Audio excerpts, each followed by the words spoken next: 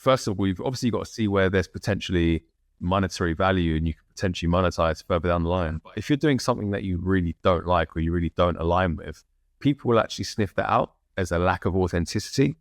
So for me, talking about plant-based diets and plant-based nutrition and health just almost comes like so naturally to me. So people will never see that as like, oh, he's being inauthentic, because this is truly who I am. And it's passion, and it's something that drives me every day. And it's also how I personally live my life.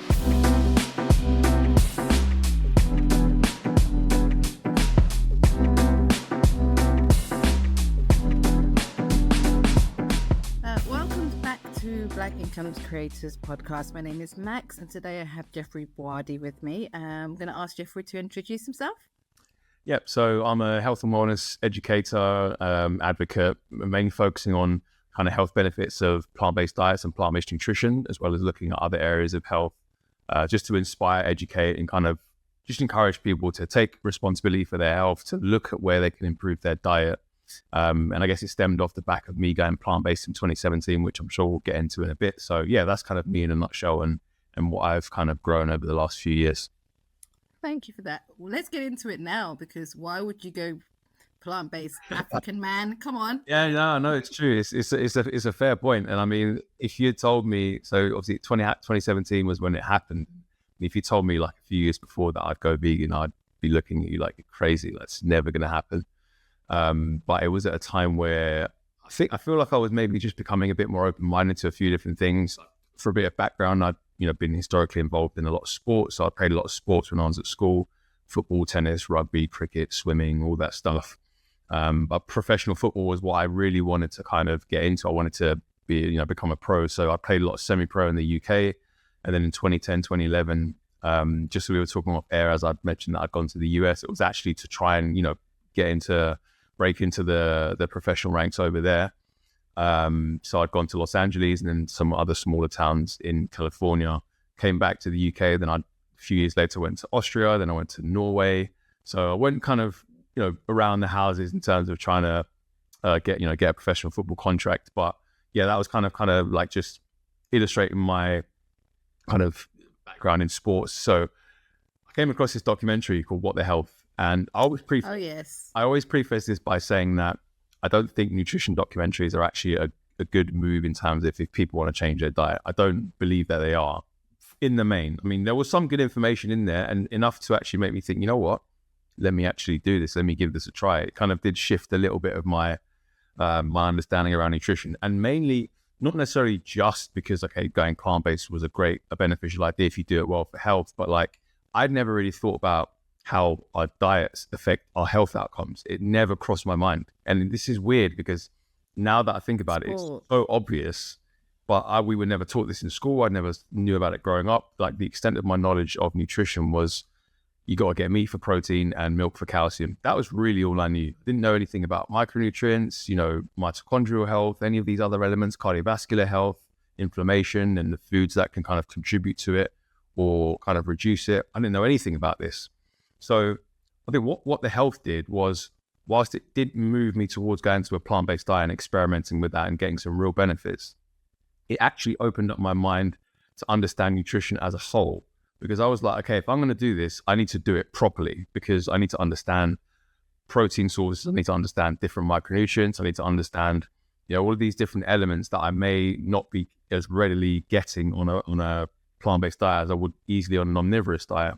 So I took a bit of research, reading books, scientific papers, listening to podcasts, and then formulating my diet in a way which I felt was going to lend itself well to still being able to put on muscle, still being able to train, recover, etc. And yeah, as I said, I felt so many incredible benefits. My sleep improved. I had more mental clarity. I felt lighter. I felt like I had more energy. And so it just kind of continued from there. And then what it led me to do was start my Instagram account. I had an Instagram account, but it was kind of dormant because I've never really, and there's still elements of social media that I don't like. But I didn't like it back then at all. I felt it was very like self-promoting. I'm not that type of person. But I felt like I had so much information that I wanted to just put out and share with people that I just started doing it. So I started to share recipes, started to share certain things with studies that I'd read, and then the community just grew from there. So yeah, that's kind of an insight into how I kind of came about it. And as I said, if you told me in like 2010, 2011 that I'd be going plant-based, I genuinely would think that you were off your head. So in terms of like, as you said, sort of like sharing recipes, did you cook before? No, I, this is the thing. I didn't really cook before either. I think the extent of my cooking was probably because the kind of diet that I ate before, it wasn't a junk food diet. It was a very like gym style. I'm going to eat very basic lean chicken breast, some sweet potatoes, some broccoli, maybe some brown rice. Obviously, when I was living at home, I'd eat whatever my mom was cooking. So there would be like different pasta dishes. But again, I was just eating and not really like understanding or having the connection with food that I have now. So, but as I said, for me, cooking, it just wasn't a thing at all. But because what I realized was that this lifestyle, if I'm going to lean into it, one, it's not going to lend itself well to convenience, really, to be able to do it in a healthy way. And two, if you want to take full control of what's going on into your plate and into your body, you have to get used to cooking. So that was when I just started to experiment with different foods, like making oatmeal bowls and all these different kind of bowls of like protein sources, complex carbohydrates, different stir fries, lentil bologneses, and really just kind of getting an idea and getting a few easy recipes under my belt and then just going from there. So yeah, as I said, cooking wasn't a thing for me at all. But I think it's a really important skill that everyone should develop, particularly if you're going towards a plant-based diet and you want to do it in a healthy way. You should really start to get comfortable with the kitchen. So what was so it wasn't a career choice really, like you said, you were leaning into the sports thing, you were leaning into the playing football. So what was the career at that time? What were you actually doing? So it's funny because as I said, I'd gone from left uni, then was like kind of working a few jobs here or there, but my main focus was trying to play professional football. So whatever job I'd have, I'd save up some money and then I'd get some help from other people as well, go to America. Then I came back to play some semi-pro again. And again, my focus was just trying to play pro football, like trying to make that as my living and my career. So as I said, then went to Norway in 2013, Austria in 2015. Then around about 2017, I started to get a bit disillusioned with the game. I think at that time I was in my late 20s and I was thinking it's probably like the chances of this working are pretty much slim to none now. So I need to change. I need to kind of move away from what I'm doing at the moment. So then I started to work in operations and was working with this company. And then I met my girlfriend at the time, who went on to be my wife. Unfortunately, she passed away in 2021. That's okay. But so what she kind of saw that I was quite good with words. And I think around about that time was 2017 was when I obviously watched the documentary. And then I started to kind of explore like communicating, obviously the health and wellness stuff on social media, but also via blogs and writing in like kind of more longer form. So I started writing for this digital lifestyle magazine for free, just to kind of really get more experience with kind of communicating health and putting things out there. And then, so I then moved from the operations company that I was working with into working in content, because again, content kind of aligns a bit with what I'm doing as well. So it's still something that I actually do now. I still contract whilst also building my brand as well. So I do both things at the same time. So yeah, I'd say the kind of development of the understanding of health and, coming across plant-based diet, it probably did kind of lean my career into the health space as it were. I mean, as I'm continuing to grow and working on different projects as well, I envisage it becoming my full-time thing. But, for the moment, I'm continuing to just grow the brand, continuing to potentially even going to go into some studies. Actually, that's something that I've considered as well, potentially looking into a master's or something around nutrition and health and well-being. But yeah, I'd definitely say that shift in 2017 did push my career in that trajectory in that direction. Mm-hmm. And you did say something around social media and sort of, there's quite a lot of things about it that are quite difficult, I think. How are you finding it now? Because obviously you started 2017 and since then we've had quite a lot of algorithm changes. Yeah. We've had, obviously Twitter became X, we've had a lot of changes to social media. Has that affected your brand, your business at all? I mean, it's difficult to say because there are always going to be algorithmic changes. And I think one thing that I feel strongly about is that I think the way that I want to portray the information is the way that I think I'm going to stay with. Now, I do think you do have to make certain tweaks, like whether it's certain types of media are going to be more popular and are going to give you more reach than others. For example, talking to video was really popular at certain points, then it was recipe development, and now, carousel posts. But for me, I think one thing I've always avoided doing is maybe jumping on kind of like corny trends, like the little 7, 8, 9 second really short trends, because I always want to get my information across in a way which helps people to think, and I want to give people value, and whilst that maybe, might not be, as optimal in terms of the engagement or the algorithm as like a 5-second funny clip, I still want to build the community and build trust. And I feel like doing it in the way which I feel gives value is really important. So yeah, I think algorithm changes are always going to be there. And I think when you go on that roller coaster of trying to optimize for the algorithm all the time, your initial message can maybe get a bit lost. So you just have to try and balance it and potentially lean into what's popular, in the sense of whether it's certain types of media that are being pushed a little bit more, but also staying true to how you want to deliver your information and your value. And I mentioned it being a brand earlier, but it's actually more of a community, isn't it? Because you sort of have this plant-based community. So how did that grow? How did that was it completely through social media, or was there something else? It was really mainly through social media, to be perfectly honest. I think I'd, as I mentioned, 2017, 2018 was when I started really posting on Instagram, and then I started posting on Twitter as well.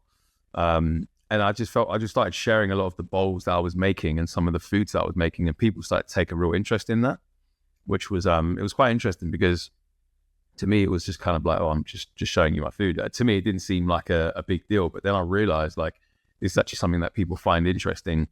And then as a result, I think I got a lot of messages of people going, oh, it'd be really good to get some of your recipes. So in 2021, I released a recipe ebook called Eat More Plants. So this was at the start of 2021, which I released that, and it did pretty well. And I really enjoyed kind of getting something out there for the community. I would say it's probably turned more so into more of a brand, actually, because I think with that has, come a lot of partnerships with other brands as well. So whether that's working with different brands within the health and wellness space, or doing different pieces with whether it's media or press or things like that, you then start to become a bit of a brand. But also at the same time, I still do want to retain that community feel with it, because I think it helps to give people trust. I want people to see whether it's a piece of information I put out and think, okay, this is what he would maybe put out 4 or 5 years ago. Like, he's serious. This is, we know he's trustworthy, so we can take his word for what he's saying. So I always want to maintain that sense of integrity and community with it as well, whilst also looking to obviously grow it as a brand, because I do feel there's a message there that I want to get out to as many people as possible. How do you start by, building a new recipe? So do you it's things that you've tasted elsewhere? Are you a restaurant person, or not so much? I am. I do like plant-based restaurants, and that is something that I do. If I try something nice in a restaurant, I always think, how can I recreate this at home? Or how can I recreate this in a way that would kind of maybe be good for me, or maybe good for the community, and that they'd like as well.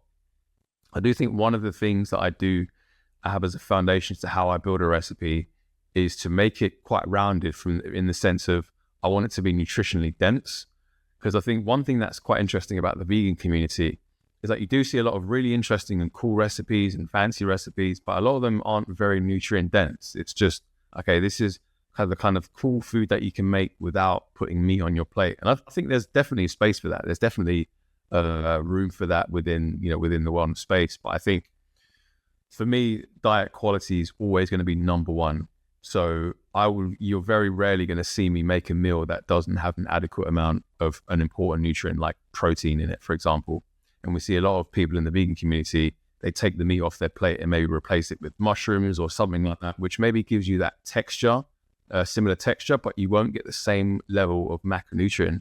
And if you're removing an important macronutrient like protein from your diet, you're going to run into some problems eventually further down the line, whether it's your hair, skin, hormone production, muscle mass, things like that. I think that's really important. So my foundation is health. What is this recipe going to contribute to the lives of people from a health standpoint, and of course from a taste standpoint, because recipes tasting good is also very, very important. So those are probably the two things that I consider when it comes to building a recipe out. And is this something that you do like at home? Do you have a chief taster How do Yeah, you had? my wife. Yeah, so I mostly do my recipes at home. I've done some others in like studios and things like that, but for the most part, it's at home. And it's always like I always, as I said, whether it's going to a restaurant and seeing something tasting something that I like and thinking, oh, maybe I could create that, or certain ideas just pop up into my head, which happens a lot. My notes app on my phone is just packed with like different ideas of stuff that pop up. So yeah, those are the kind of ways that they come up. So yeah, chief taster is my wife, so she lets me know where I'm going wrong and where I'm doing well. I think so. From my perspective, I'm gluten free. Mm. There's more on offer when you go out in the vegan space now than there is in the gluten free space. They really struggle to do that replacement thing Yeah, because it's and so.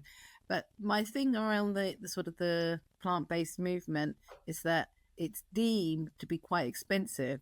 So mm. people sometimes shy away from it because, like you say, they sort of put different ingredients in there, and Yeah, they're deemed to be an expensive option. yeah, Is there ways for people to do it and sort of still keep it quite reasonable? I mean, 100%. meat's quite expensive as well, actually, so Yeah, it's a difficult one to sort of balance. But people. I completely understand why people think that, and the sole reason why people think that it's expensive is because when people think vegan products, they immediately align with kind of like the fake meats, the vegan ice creams, the vegan sausages, all of the like the mock meat replacement products.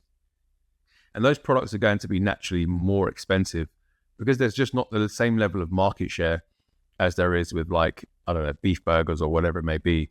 So those products are naturally going to be priced higher.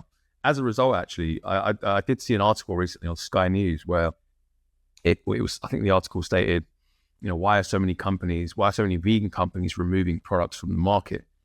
And it may be because they're overpricing them and people are just maybe going away from, trying to spend £6-7 on a Beyond Meat burger when actually they can just spend £2 on a block of tofu, organic tofu or organic tempeh, or even a bag of lentils or some chickpeas for their protein. And they're just going to be much better for you nutritionally and also on your wallet as well. So yeah, I would say if you're trying to keep a plant-based diet in a good, in terms of from a health standpoint, but also make it cost effective, you want to be leaning into the whole foods and you want to be cooking a lot more. And it goes back to the cooking situation. It not only improves your culinary skills, but it actually allows you to save money.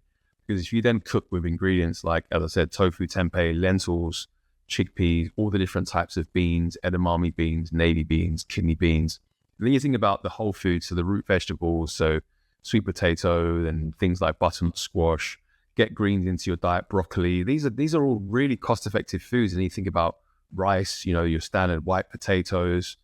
Like, there are so many cost-effective foods out there. You've just got to get comfortable with cooking and leaning into that side of things, and you won't be forced to spend £7 or £8 on a Beyond Meat burger or something like that. So yeah, I'd say you can definitely keep it cost-effective. You just got to know what to do. I think it's a mind shift because I mean, even with the gluten free thing for me, it was like, okay, I'm still trying to eat the same things but a gluten free version, and actually that ends up being more processed. So you're thinking it's healthier, but to give it taste, they have to add more to Yeah. it to give it the same taste. Sodium, Yeah, yeah. All sodium, all the different additives. yeah, That's the problem. There's this belief that just because something is vegan, it makes it healthy. Like, it can be worse for you. If you look at some of the ingredients on, some of these Beyond Meat burgers and these different plant-based alternative meats, they're really high in sodium. They've got added colorings, emulsifiers, different additives. These aren't foods that I think people should be eating on a daily basis. I mean, once in a while, at like a social event or whatever it may be, I don't think there's a problem. Like, if I go out to a restaurant and all they've got is some kind of Beyond Meat or an Impossible Meat burger, the likelihood is that I will probably eat it there, but I know that that's not something that I'll bring into my home from the supermarket. So yeah, you just got to be kind of mindful of these things and realize that just because something is painted with the plant-based label, it doesn't automatically make it healthy. And different brands are actually, playing on that. They're leading consumers to believe that just because something has the green plant-based label on it, it must be healthy. no, that's true. And in terms of when you started 2017, what were some of the challenges that you sort of faced as a sort of newcomer into the space? In terms of the diet or the social media side of things? In terms of the business, I suppose, in terms of sort of, you're a new person in this space. So Yeah. you don't have sort of like 20 years of Yeah. working as, Yeah. a chef, for example, where Yeah. people would have been like, yeah, so what So what were some of the challenges that you sort of faced maybe? You know what's funny? I'll be completely honest with you. When I started my social media, it wasn't to make money. It wasn't for it to be a business. It was just to share stuff. It was just to like, oh, this is cool. I want to share it. Oh, this is really interesting. It was almost like a creative outlet in many ways, but also just reflecting on my own journey and kind of documenting it. And then obviously I'd say from 2020 was when I really started to think, okay, it started to grow to like 8,000 followers, 9,000 followers. I had my first brand deal, which paid like £300. And I was like, oh, this is amazing. And that was when I started to think, okay, maybe this could be something, even though my foundational desire is still to give people value and still to share things and give people, an understanding of how to do a healthy plant-based diet and how to optimize their health in other areas. However, that obviously has meant that because I have a large platform, brands and businesses and podcasts, they're all going to want to, whether it's collaborate or work with me in some ways. So then you have to think about the business side of things as well. So now I'm really having to start to, I'd say, as I said, over the last few years, I've really started to get more of a business cap on. Whereas before in 2017, it was just, I'm going to share something. Well, that's interesting because if it was like, say I was starting now, it would be very different. Because I think if you think back to 2017 and the amount of, whether it's influencers or fitness coaches, it was nowhere near what it is now, nowhere near. So anyone who's starting a social media now is in a bit of a tricky place because you've really got to stand out because the field is very, very crowded in many ways. So, but back then it was just people weren't all trying to be a fitness influencer, all trying to be a recipe developer, all trying to be doing this. So yeah, it's different times. So maybe I was quite fortunate in that regard by doing it at that time where I had less of a kind of expectation that it was going to become a business, a personal brand, whatever you want to call it. And then it's been able to grow into what it's been. Yeah, I think so. What you're saying really is that it wasn't that wasn't your agenda. It's evolved naturally.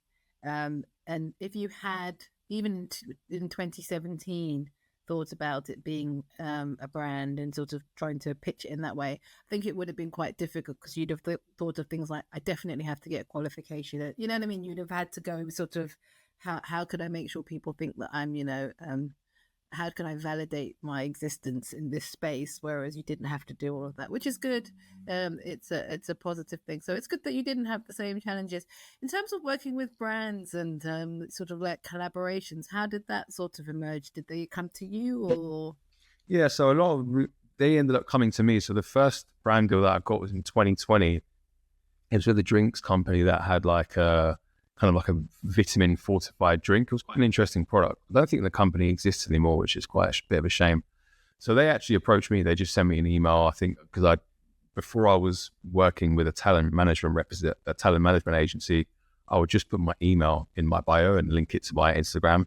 So at the time, I guess whether it's agencies or brands directly would reach out to creators or influencers, however you want to call it, and then work on something from there. So that was the first one. And then, yeah, I'd had a few more that had come through in a similar way where I was just putting out content and then they'd reached out to me.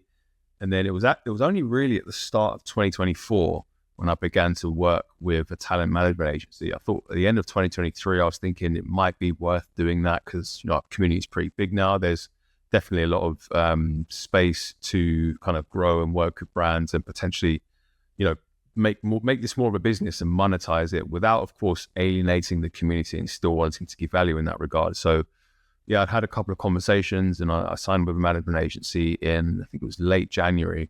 And what they do is they work more on my behalf in terms of the outreach with different brands that potentially we could work alongside or different opportunities, whether that's TV or podcasting, et cetera, et cetera.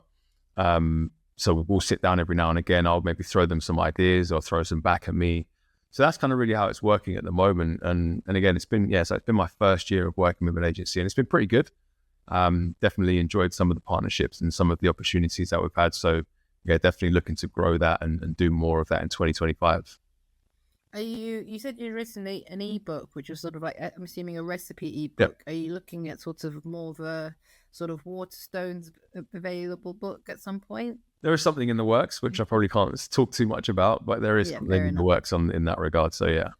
Yeah, because I think that gives some gravitas, doesn't it? Sort of says to people, yeah, this is a serious. Absolutely. And that's always something that I've wanted to do. I think having a resource, a physical resource out there is, as you say, it gives that credibility almost. It also gives that, he's a legitimate, like, and I think cookbooks are great. I've got a fair few in my house, and I think they're always really like presented. So that's always been one of my goals and one of my aims, essentially. And also potentially writing, I'd love to also write a book about health in general, because I think as well as the plant-based side of things and the nutrition side of things, I've done, so much research and dived into so many things regarding things like sleep, regarding things like sort of training and exercise, stress management, and looking at all these different potential supplements that can give us the extra 1%. So yeah, I think, health is a really big part of my life, as I'm sure you can gather, and it'd be really great to just continue to communicate that on a wider scale even more. I'm surprised that you didn't go down the sort of like PT route just because of the sport. Yeah, I mean, it's interesting because when I was at university, I mean, obviously sport was my thing. I only really cared about like sports, really. So I did sports science in my first year at Brunel University. But I just didn't really pay much attention in class. I don't know why. I just didn't find it interesting, which is actually really ironic now, because I'm so interested and intrigued by like human biology and nutrition science. But at that time, I just didn't really care. All I wanted to do was play football. So I ended up having to actually change my course because I didn't get the required grades to move into second year. So I changed it to a media and communications course. So yeah, it's interesting, and maybe that could have seen me go down the PT route had I completed that degree. But yeah. So you kind of would have ended up in the same place, no matter Possibly. which route you'd taken. So maybe, yeah, taking more of a roundabout way, going, through America, Norway, Austria, coming back to it here. So, loads of different things happening. So yeah, it's been an interesting journey. And in terms of being sort of Black British person, African British person in other spaces, how have you found that? Is your community predominantly UK based, or is it quite international? It's actually quite international. It's a lot of people in the US, and I think that comes from the fact that I do believe that in the US, I think there's more of a connection when it comes to health, I believe, and that's just from what I'm viewing. So, and I think it's a lot with women as well. There's more women who are really in tune with the health, and particularly in the Black community, right? I think there's more of a kind of connection when it comes to health, when it comes from women, right? Obviously, when it comes to like gym and training and building muscle, men are definitely right there at the forefront. But when we're thinking about like your nutrition, beyond like eating mass amounts of protein, you think about nutrition in more detail. If you're thinking about things like sauna or getting a good sleep or these different elements that, create that kind of holistic element to your health, I think it's more women. So my community is actually, I think it's like 65% women, and the majority of that's in the United States. So yeah, it's quite interesting. But I definitely would like to see more people in the UK kind of get more of an understanding or more of an appreciation of health beyond just going to the gym and trying to put on huge amounts of muscle, which is really important to put on muscle and lift. And of course, I do that 3-4 times a week. That's absolute, foundational requirement for health.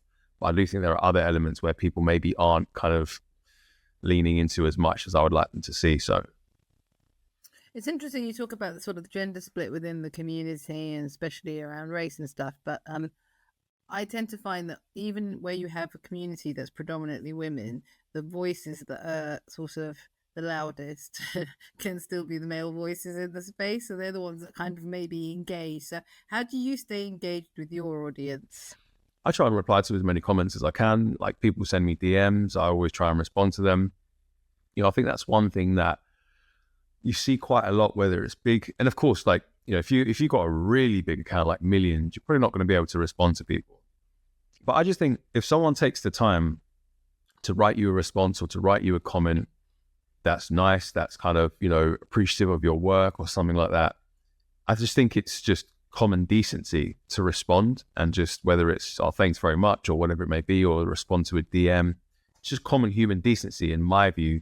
So that's really how I try to stay connected with them, and obviously sharing on stories, whether it's different things that I think would kind of impact them in a positive way, whether that's something that I've watched or something that I've come across with regards to a supplement or something that I feel, could be really interesting. I tend to share on stories and give some context behind that. So yeah, I think it's important because for a lot of these creators, me included, I don't think I'd be where I would be in terms of, being able to work with brands and be TV and all these things without the community that I've built, because the community almost acts like a social proof. It's like, okay, this guy seems like he knows what he's talking about, so maybe there's something there. And that's down to the community, and that's down to the people who have shared my posts or, engaged with my recipes, made some of my recipes. So I always have to remember to be very grateful for them. So I always try to speak to people as much as I can.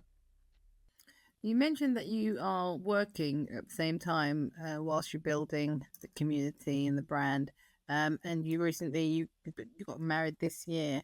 How do you balance the three, sort of like the personal, the brand, as it were, and then the work? Yeah, I mean, so thank you. I've been working fully remotely for since 2019, really. So that's definitely helped a lot, because one thing that I've always found with like the 9 to 5 life is that you're not working consistently from 9 until 5.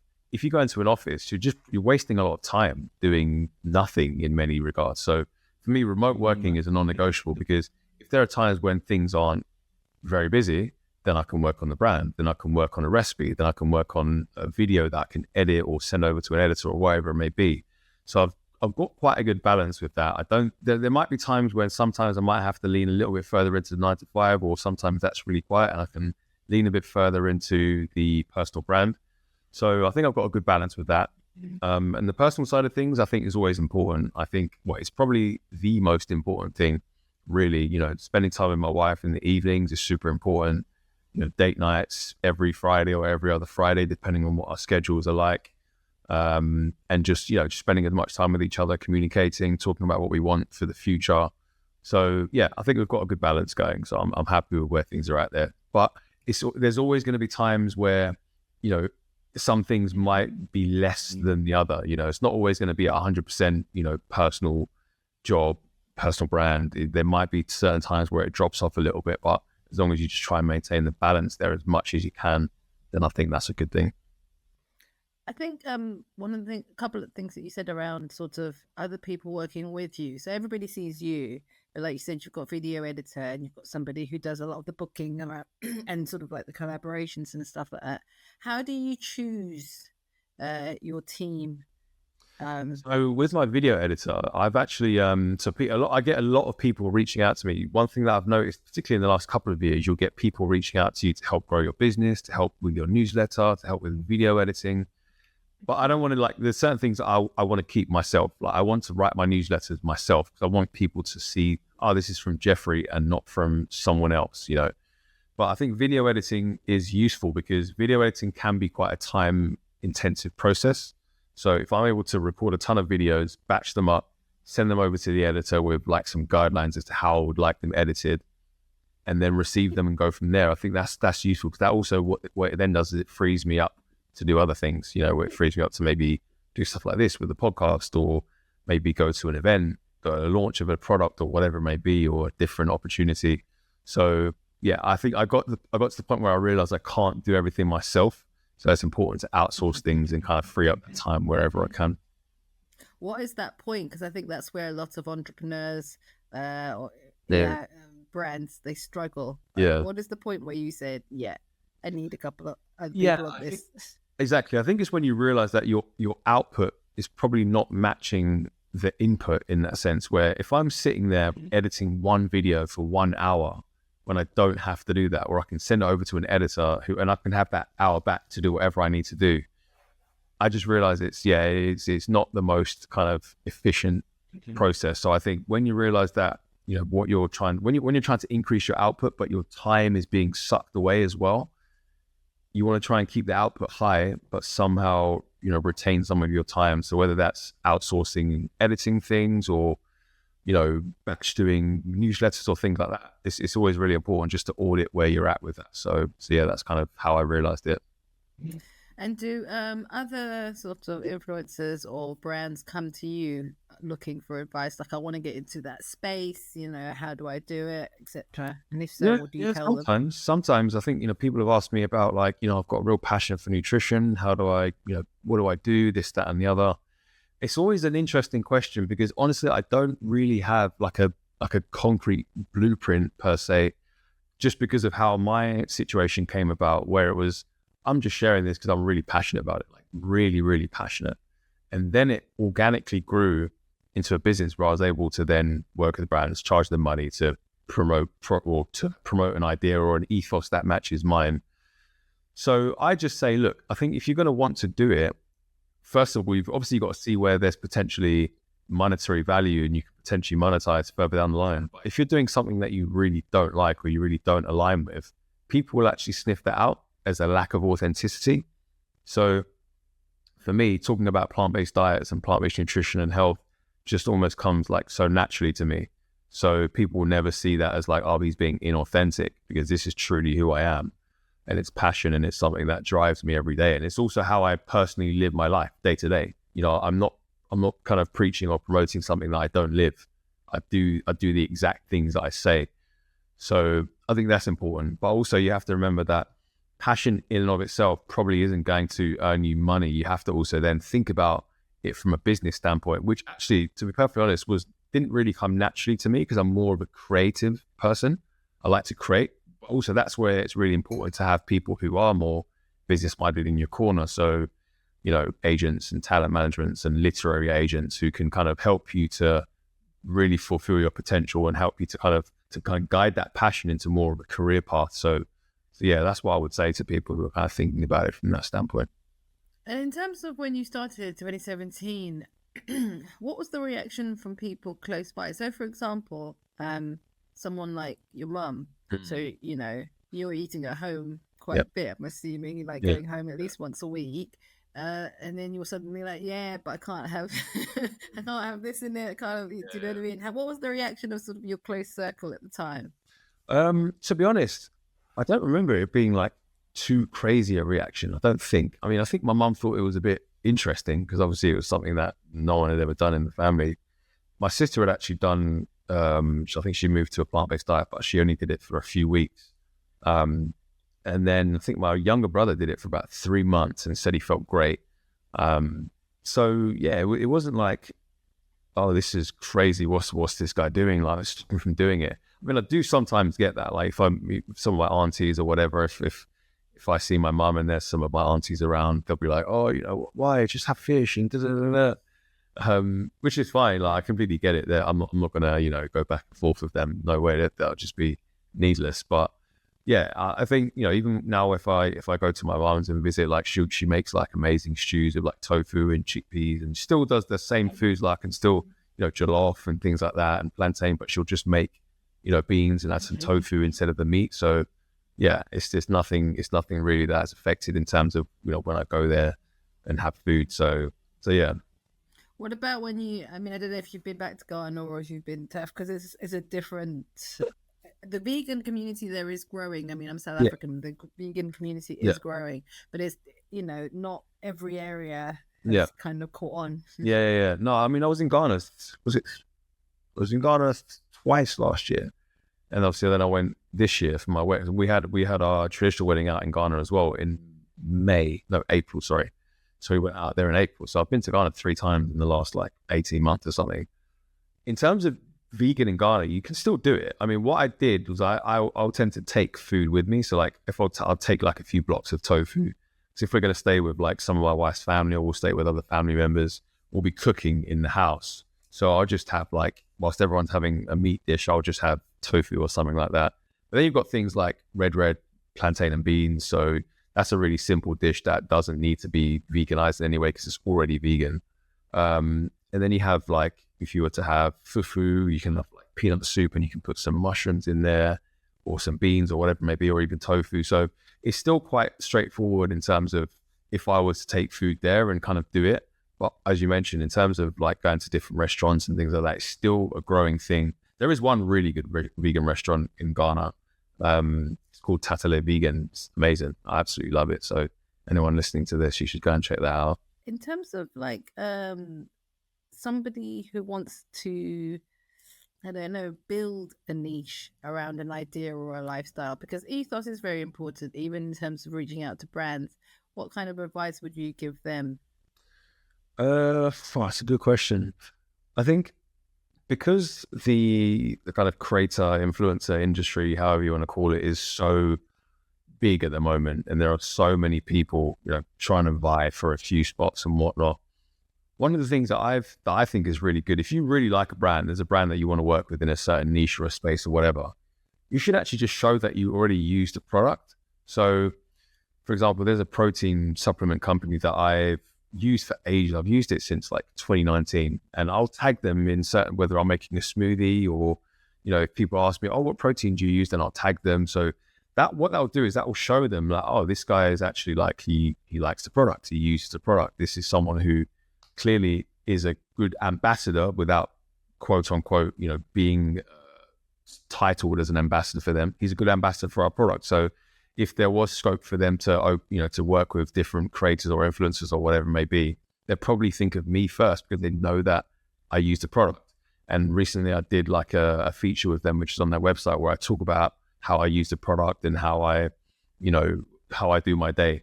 Now, some of this might not be paid for a lot of people, but what that does is it helps to create a bit of trust with certain brands. So you're not just trying to go to a brand and go, oh, I like your brand, pay me for a campaign, because they're not going to do that. They'll just say no. So yeah, that's kind of what I would say. I think particularly if you're starting out, because you may not be able to get talent representation to kind of help guide you and kind of build a case for you to work with certain brands. But if you just show in your day-to-day, on your stories or whatever it may be, show your lifestyle, show what you're doing, show what you're passionate about, show some of the things that you're using, be authentic, and then you can potentially grow it from there. So that's kind of what I'd say. And as I said, it's really interesting to have to try and think about how to do that, because my starting point wasn't that at all. It was literally just to share stuff. But obviously now it's 2024, it's 7 years later, starting to think about it as a business. So it's a different mindset, slightly different mindset anyway than what I had when I started it all.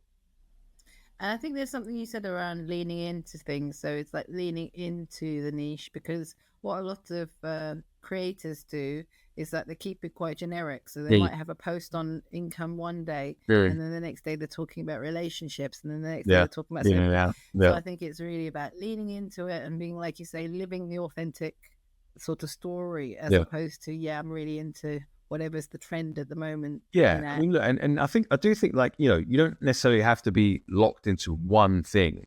I think people should know you for something though, I think. Like, so people often know me as the guy that produces vegan recipes. That's what I always hear, even though I've got other interests in health and well-being. And, I am able to talk about a few things because I have those interests. But I think fundamentally people know me as the guy who produces healthy plant-based recipes, and then training, sleep as like kind of the secondary and tertiary elements of how people see me in terms of my personal brand. So but what that's come from is obviously so many years of like posting recipes, information, studies, things about food, all of these different things that I'm learning and thinking about. So, but also the fact that I'm able to lean into other areas of health, that's not wildly going away from food and health and nutrition, because it's always been about health for me. So I'm still able to talk about other things. But where, as you mentioned, where people are talking about income one day, and then relationships another day, and then politics another day, people are just going to be like, what's this guy talking about? We don't know.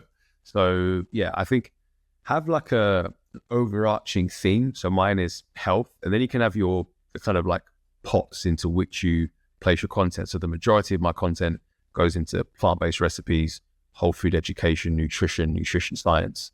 And then some of the others which I've grown in the last like year or two are just more general outlooks on health and well-being to inspire people, whether it's around sleep, whether it's around mindset around health, nutrition, or any other these other like smaller kind of facets rather. So yeah, that's kind of what I would suggest for people to kind of how they can approach it.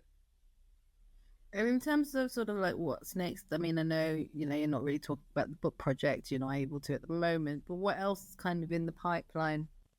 So I've got an idea. I'd want to definitely look into starting my own podcast. I think because I love to communicate long form information, podcasts are a really great way to do that. And I think that suits me in terms of how I like to talk about food, talk about nutrition, but then also other areas of health that are really interested in that can tie in. And I know a lot of people within the health and wellness space, so there could potentially be some really impactful conversations there. So I think that's going to be a project that I'll work on in 2025 alongside the other the other larger project, which will be coming out in 2026, fingers crossed.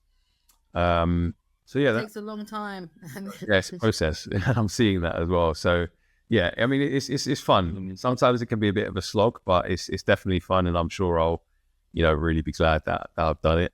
So yeah, that's really the main focus. And again, I think just continuing to, because there are a lot of companies, a lot of brands that I'm really big fans of, that I would love to work with and collaborate with.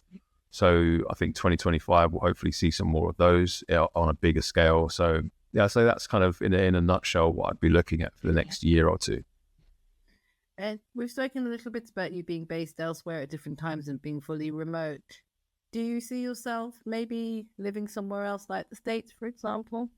Well, I mean, my wife and I have had these conversations. I think there's a number of considerations as to moving. I think it's not just as simple as getting up and going, but we've had a couple of friends of ours who we're going to visit after on Boxing Day, who live in Dubai, moved to Dubai recently, and a lot of people are moving out to the Emirates, and kind of really finding value in living there. It's safe, family led, good money, of course.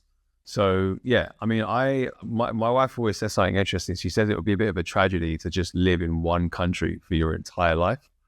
So look, our parents did it. They moved from Ghana, moved to the UK, or whether it's wherever it may be. A lot of our parents moved to the UK. So I don't see why, if we have the means and if we have the opportunities, that we could move elsewhere as well. So, I mean, I love Texas. That's all I'm going to say. I really liked it. So we'll see. Yeah. And I think also people have this perception about leaving the UK, like it's sort of almost forever. Yeah. And you could do a really nice 2 to 3 year stint, somewhere else. Yeah. Just, enjoy better weather, yep. enjoy sort of like a tax-free environment for it, and then come back. So no. I think it's not a do or die sort of situation. Yeah, so maybe the next time we speak to you, you will be somewhere like a little bit more exotic. Who knows? Than London. Who knows? And in terms of for you, would you see yourself leaving the day job, or is that something that you think actually anchors you and anchors your sort of no, brand?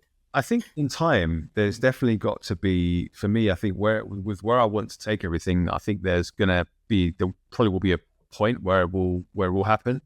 I don't believe in hastily doing it though. I see a lot of people hastily doing it, and then you see in people's stories where they're like, oh, please engage with this brand post that I've done, it helps me to pay rent, blah blah blah. I don't want to be in that position. Where I'm like, I've got to rely on certain brand deals, some of which I might not even align with, to make sure that income's coming. And I don't want to be in that position. I want to be fully like in control of where things are going, and not like having to maybe destroy the trust that to continue to continue to get the income to come in. So look, I think there's definitely, that's obviously crossed my mind. I think at some point that will happen. It just has to make sense financially. I think there's always something that you see where people say, if what you're doing, whether it's your brand or your podcast or whatever it may be, if that's pulling in more money than your 9 to 5, then you can think about whether it's going part-time and then eventually leaving. But you see a lot of people going, oh, just leave your job and, I think that's quite irresponsible, to be perfectly honest. I think the banks would agree with you, because, the last thing anybody wants, I mean, it's a bit easier because you're married, but the last thing anybody wants is to sort of be stressing about mortgage payments, especially when they're putting content out there, because I think it seeps into the content. And like you say, their messaging, you can kind of see this person's a little bit desperate. It does make sense. Yeah. So I think, look, I've got a good balance right now. I just think as long as I'm continuing to push forward with growing my personal brand, and the things that come from that, whether it's literary or audio or all these other areas that you can kind of siphon off into different business kind of units, if you want to call it that, then we can kind of look at a review and see where we can go. So yeah, that's what I'll be looking at in terms of my plan for the next couple of years. Is video your favorite? I mean, I like video, and that's why I think, for example, if I was to do a podcast, I think video would be a core element of it, because you see one of the biggest kind of factors and one of the biggest levers for podcasting is the ability to share video on social media as well.